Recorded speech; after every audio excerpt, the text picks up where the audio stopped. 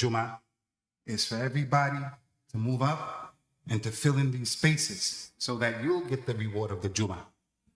As-Salamu alaykum wa rahmatullahi wa barakatuh.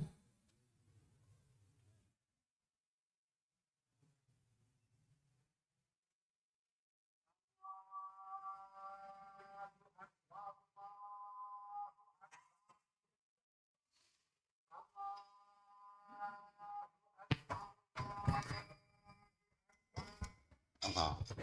Allah.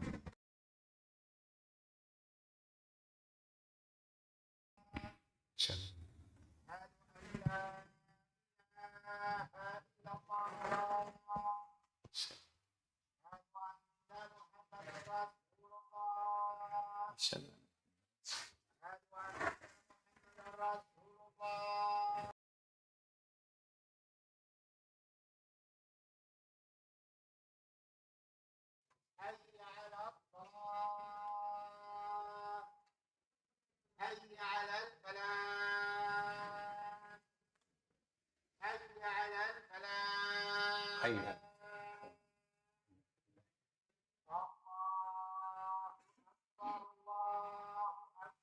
الله.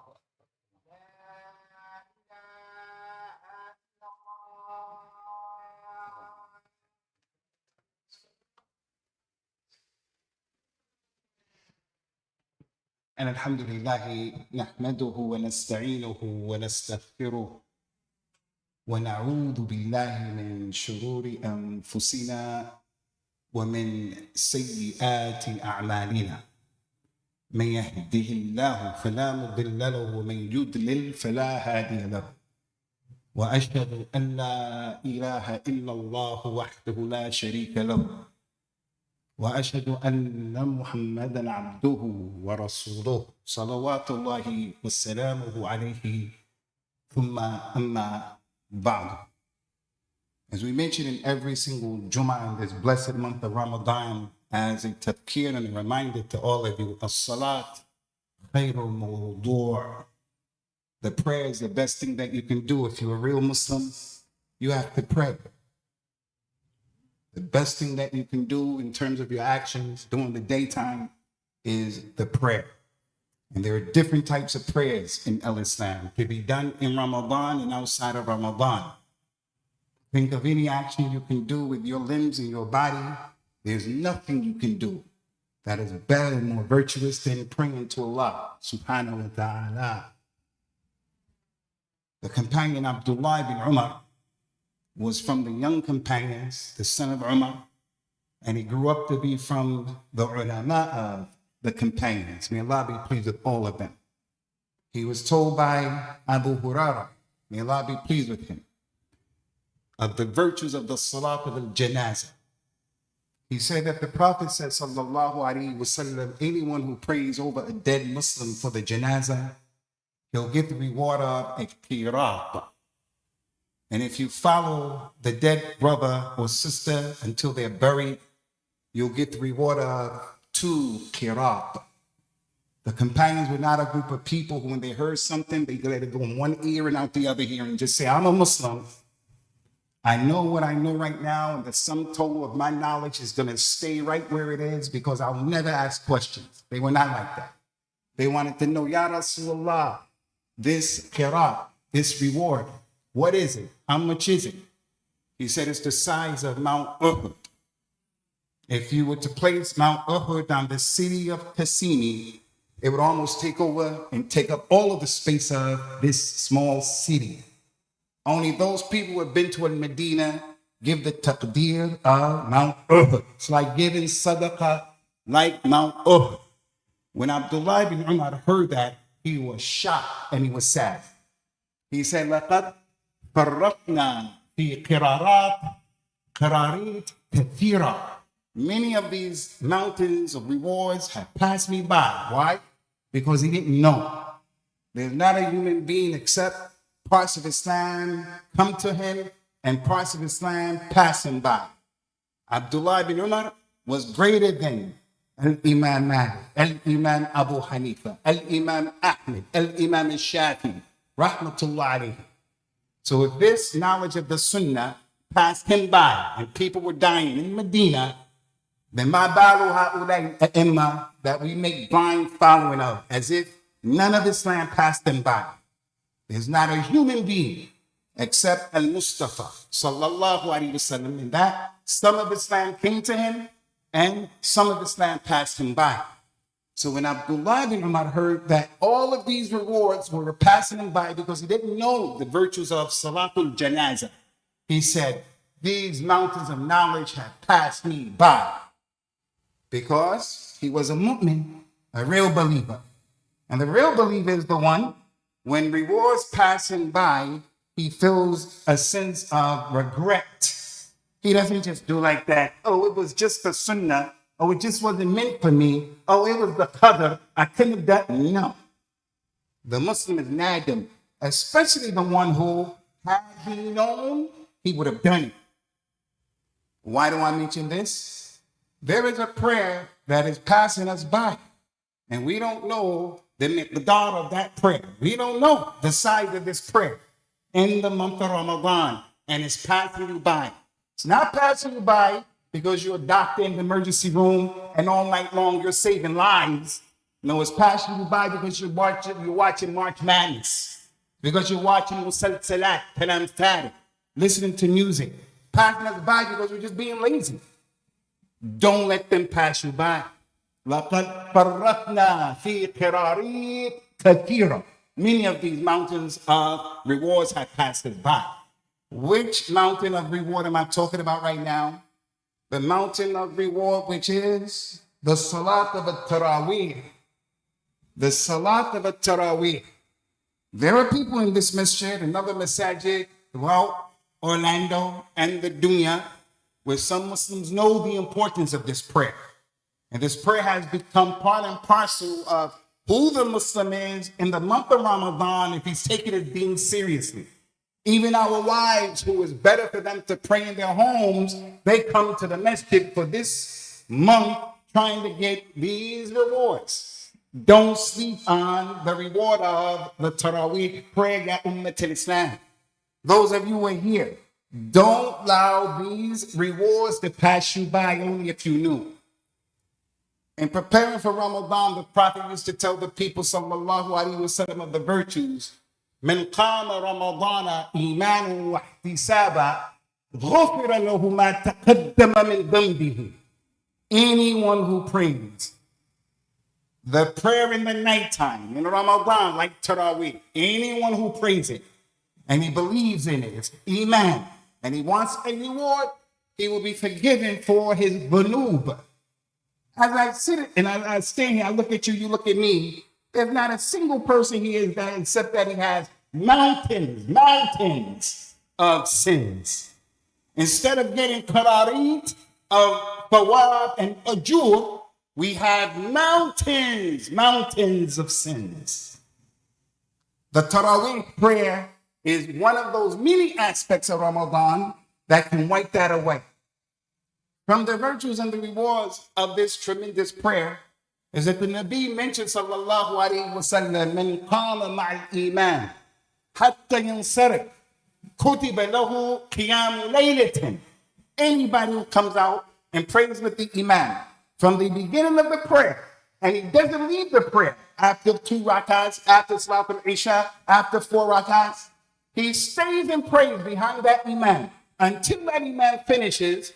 He will be written down. It will be written down every day that he did that. It will be written down that he prayed from Salah, from the nighttime all the way up into the morning time.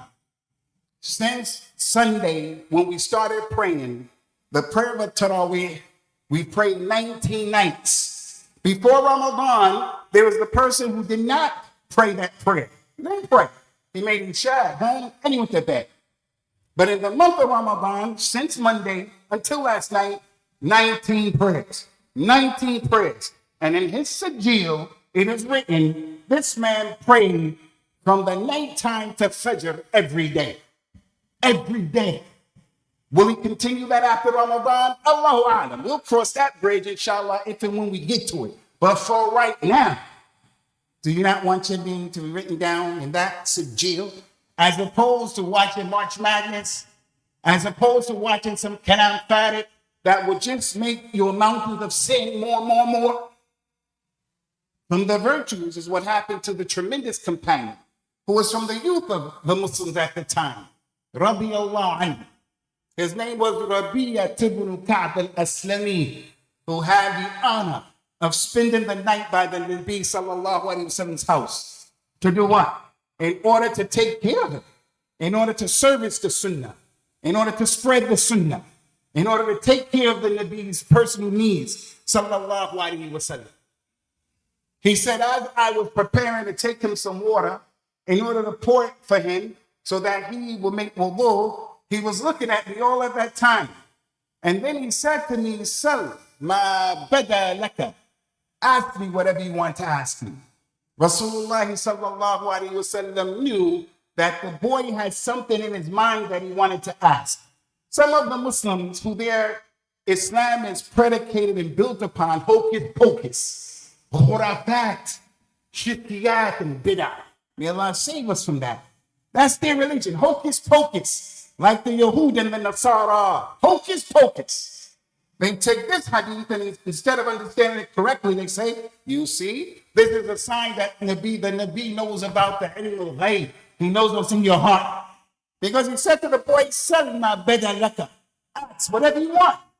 He doesn't know the unseen. He doesn't know what's in people's hearts. Sallallahu alaihi wasallam. He doesn't know when Yawm al-Qiyamah is going to happen. He only knows what Allah Ta'ala reveals to him. He was walking to meet the Yahud of Medina to discuss with him. And he was going to the meeting place, and the Yahud were on the top of the house, as they are, the people of Khiyana. They were going to drop a boulder on his head. And he was going, he was walking. Jibreel came to him and said, Ya Muhammad, don't go. Ala rislik, stop here. They have a mu'amara. They're going to drop the boulder on your head. He, sallallahu alaihi wasallam, ate the meat that was given by the Jewish lady with 13 of his companions. When they ate it, he said, stop eating it. Jibreel just came to me and told me it has poison in it. By that time, people started dying. He continued to suffer from the pain of that until when he was going to die. If he knew the unseen, he would have never eaten it. If he knew the unseen, he would have never allowed his companions to eat it. He knew what was in the hearts of the young men and in the hearts of people. Allah Ta'ala told him in the Quran, Qul, La amliku li nafsi naf'an wa la darra illa ma sha Allah. Walau kuntu a'lamu al-ghayb lastakfartu min al-khayr wa ma massani as-su'. Tell these people, Muhammad, if I knew the unseen, I don't have any ability to benefit myself or to harm myself except what Allah decreed. If I knew the good, no evil would have ever touched me. I only brought good. I'd have told my Uncle Hamza, Uncle, today, the battle of Uhud, you're going to get killed. Don't go out. He doesn't know the unseen. He said to the boy, ask what you want. The boy said, in all seriousness, Radiyallahu Ya Rasulallah, inni as'aluka murafaqataka fil Jannah. I want to be with you in Jannah. That's what I want. He didn't say I want a lollipop. I want ice cream. I want a samosa. I want new sneakers. He said, I want to be with you in the Jannah. The Nabi of Islam said to the boy, can you ask something other than that? Jannah is not mine. Jannah is not my mulk. Jannah is from the treasures of Allah. Ask Allah for the Jannah, not the Shaykh, whether he's dead or alive. Not Rasulullah, not the Wali, not the Malaika. Ask Allah. Would you not ask something other than that? He said, no, that's what I want. Rasulullah taught the boy a tremendous lesson.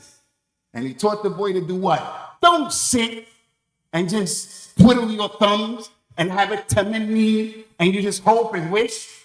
He told the boy, sallallahu alayhi wa sallam, idhin a'anni ala nafsik bi kathrat as-sujud. If you want to be with me in Jannah, then make a lot of sajda. Make a lot of prostration. And the meaning of sajda here is make a lot of prayer. Pray as much as you can. And in that sajda, you ask Allah for Jannah. The more you pray, the better it is for you. He said to his companion, Ka'b ibn Malik, radiyallahu anhu, alayka bi kathrat as-sujud فإنك لم تسجد سجدة لله إلا رفعت الله بها درجة. Ya Ka'b, you have to make a lot of sajda in your life. You have to make a lot of sajda, a lot of prayers. Every time you make sajda, Allah will raise you up a daraja. Every time you pray. Every prayer that you make. أقرب ما يكون العبد من ربه وهو ساجد فأكثروا فيها من الدعاء. So if you want to go to Jannah from the benefits of Salatul Taraweeh, is that you come and you're making more sajdas in these nights than you are outside of these nights. Outside of these nights. Another thing about the sajdas, while we're praying and Shaitan comes to us with wiswas and he tells us, oh man, you are really tired. And Allah's Ghafur Rahim. Just get out of the line. Just go ahead. Allah's Ghafur Rahim. You say back to the Shaitan inside of you, you push it away and say, nah. I want to have the murafaqa of the Nabi of Islam Yawm al-Qiyamah. And that doesn't come cheap. And with a minni, I'm just wishing, I'm just hoping. So the virtues of the Salah at Taraweeh are many. And for this reason, the companions on Friday, they would come to the Masjid. When? 10 minutes before the Jumu'ah? 15? No. They would come an hour before the Imam came. An hour and a half, 2 hours, 3 hours. After Fajr, they go home, they make ghusl. And they'll come to the Masjid. And you know what they did?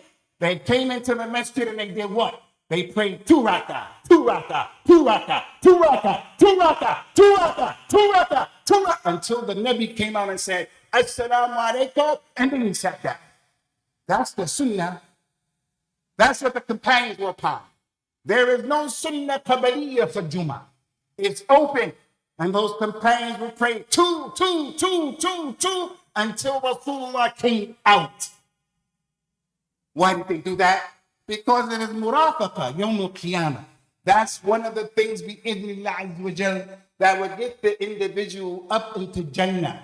Listen, from the virtues of the Salat of Taraweeh, wa kathiru mahi. And I know most of you, or many of you, just like you didn't know that the adab of Jumu'ah, when you come in to move up, you didn't know. But when we made the announcement, you came in. May Allah reward you for obeying the Rasul of Islam and following your religion. I hope and I pray for your own sake that you do a better job with the Salat of Taraweeh. From the benefits of Taraweeh, listen to this. The Nabi of Islam, sallallahu alaihi wasallam, told us of an incident we would have never known. It's from the ilm al-ghayb if he didn't tell us. From the rahmah of Allah, who's above the 7 heavens over his arsh in a way that befits his majesty. Let us know. قال صلى الله عليه وسلم إن العبد إذا قام ليصلي أوتي بذنوبه فوضع على رأسه أو كتفه أو عاتقه فكلما ركع أو سجد تساقطت عنه ذنوبه. Whenever the slave gets up to pray any prayer, all of his sins are brought, and his sins are put on his head, or they're put on his shoulders. Kullu bani Adam khatta'un. Everybody here is making sins. Everybody here is making sins. And some people, ishtamalat alayhim the kaba'ir. Kulluha. Major sins. Riba, namima, riba, hammer, kadhib, not praying, having on your clothes najasa, in your clothes on a daily basis, najasa, uquq al-walidayn, but we have so many sins. Whenever he stands up to pray, his sins are brought and they're put on his head or on his shoulders. Every time he goes into ruku', his sins start to fall off of his shoulders. Every time he makes sajda, his sins start to fall off of his head or his shoulders. And they all fall off until he finishes prayers. So it's no wonder when we're in the ruku', we could have been told to say anything. But what do we say? What do we say? We glorify Allah subhanahu wa ta'ala. Subhana Rabbi al-Azim. Subhana Rabbi al-Azim. Subhana Rabbi al-Azim. Allah is Azim in His maghfirah. Azim in His rahmah. Azim, wallahi. He's Azim from being one who won't forget you. All of those sins. Subhana Rabbi al-Azim. Subuhun Quddus. Rabb al-Malaikatu ar-Ruh. And then he goes down into the sajda. And in those sajda, we could have been told, say anything. Subhana Rabbi al-A'la. Subhana Rabbi al-A'la. Although Allah subhanahu wa ta'ala is al-A'la over His arsh in a way that befits His majesty, He's close to you when you're in that sajda. So make dua to Allah to forgive you. Come to the salat of a Taraweeh and don't let these mountains of rewards pass you by. From those rewards, ikhwatillah, and this is Azim. I look at you, you look at me. I have affairs that are open. I need to tie them up, and I need to get a grip on them, and I need to put them in a bear hug. I want my babies here. I need my wife here. I have issues in my life. I have nuts. I'm not a complete person. You are not married. You need some money. You have bad health. You have issues. You're unemployed. Everybody here has issues. You want to get the tawfiq from Allah? You want to get the tawfiq from Allah? And then I tell you, getting the tawfiq from Allah is in the month of Ramadan, not going out and playing soccer. That is haram. But there's something better than that. You want to get the tawfiq of Allah, you know? It is not going lifting weights in the month of Ramadan. Not going lifting weights. It's something better than that. And the hadith al-Qudsi, Allah subhanahu wa ta'ala mentioned, وَمَا يَزَالُ عَبْدِي يَتَقَرَّبُ إِلَيَّ بِالنَّوَافِلِ حَتَّى أُحِبَّهُ وَإِذَا أَحْبَبْتُهُ كُنْتُ سَمْعُهُ الَّذِي يَسْمَعُ بِهِ وبصره الذي يبصر به ويده التي يبطش بها ورجله التي يمشي بها وإن سألني لأعطينه ولئن استعاذني لأعيذنه. My slave, if he does the nawafil prayer, the nawafil is that 2 rakat when you come for Jumu'ah. The nawafil prayers, the 2 rakats, 4 rakats after the Jumu'ah, before the Asr. Those 2 rakat is Salatul Duha. That 2 rakat. This is talking about all of the nawafil of Islam. Those prayers that are not wajib, like the Eid prayer, like the Jumu'ah prayer, like the 5 prayers of Islam. The individual, as long as he does those prayers, if he keeps doing those prayers, and he's diligent on those prayers, then I will love him. And if I love that individual, I'll become the ears by which he hears. I'll become the hearing, the seeing by which he sees. I'll become the strike by which he strikes. I become the walk by which he walks, his legs. And if he asks me for anything, oh Allah, get my immigration papers together. Oh Allah, make intiqam from that mujrim, that kafir, that is me. Oh Allah, help me to get married.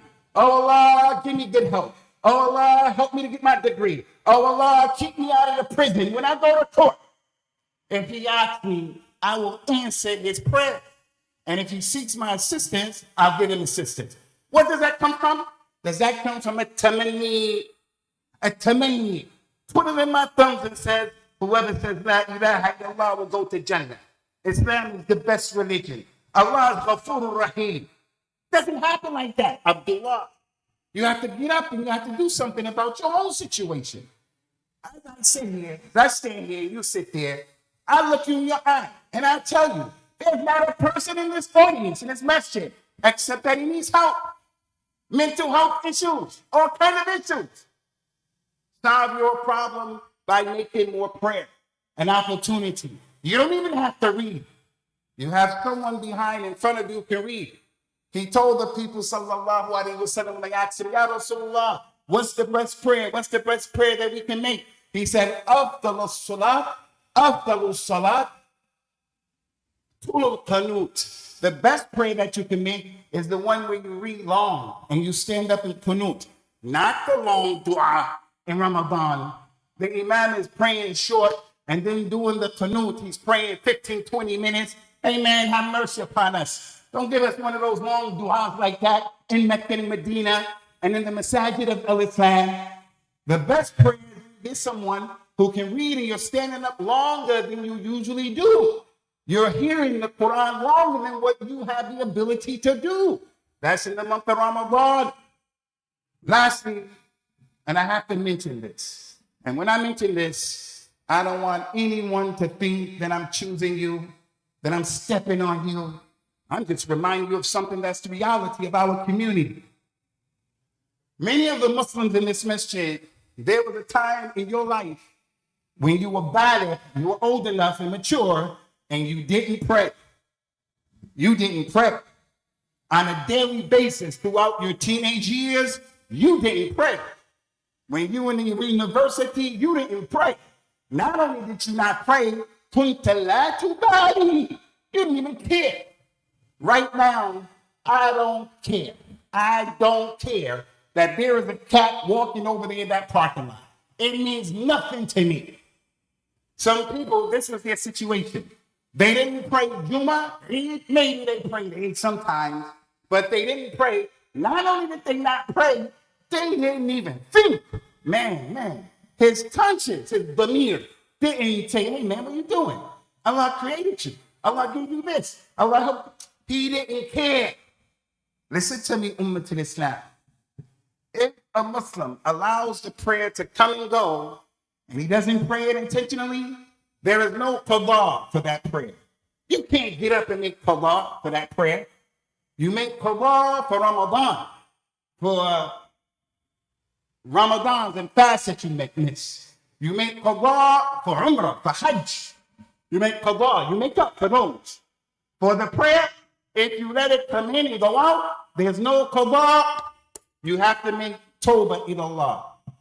And there's something else you can do to help yourself. And that is pray this prayer of a Taraweeh. Come to the Jumu'ah early and make 2 rak'ah, 2 rak'ah, 2 rak'ah, 2 rak'ah. In the authentic hadith, the Messenger of Allah told the people, sallallahu alayhi wa sallam, inna awwala ma yuhasabu Allahu bihi al-'abd min a'mali yawm al-qiyamah as-salat. Very first thing Allah will ask you about yawm al-qiyamah is your prayer. If you did the prayer right and exact, all of your deeds will be right and exact. Will have a knock-on effect. If you didn't do your prayers, your deeds won't be right and exact. And that's because in the Salah, tanha fahsha and al-munkar. The Salah stops you from doing bad things. So if you didn't pray, there's going to be some things. Listen to this. Rasulullah sallallahu alayhi wa sallam said that Allah, Yawm al-Qiyamah, will say to the malaika about the people who messed up in their prayers. Unzuru hal abdi min tatawwan.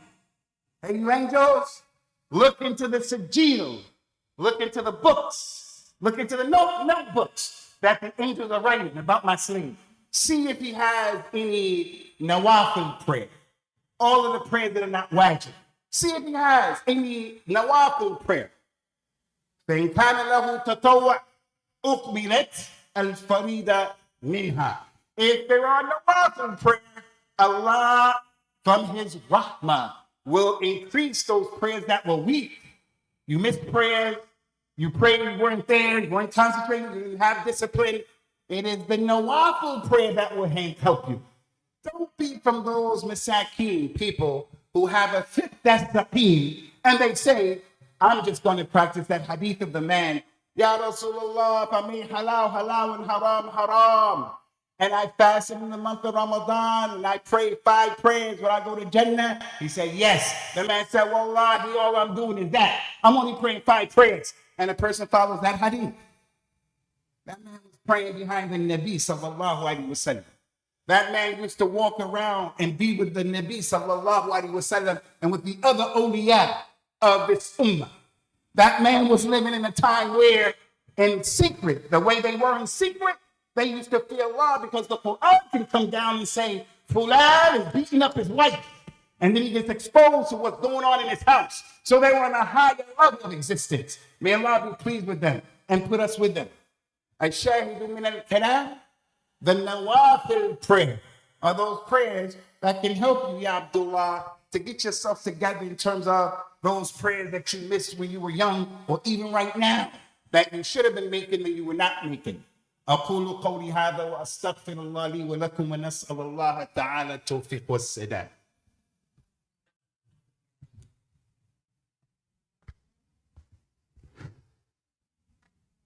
الحمد لله حمدا كثيرا وطيبا مباركا فيه وصلوات الله وسلامه على نبينا الأمين وعلى آله وأصحابه أجمعين.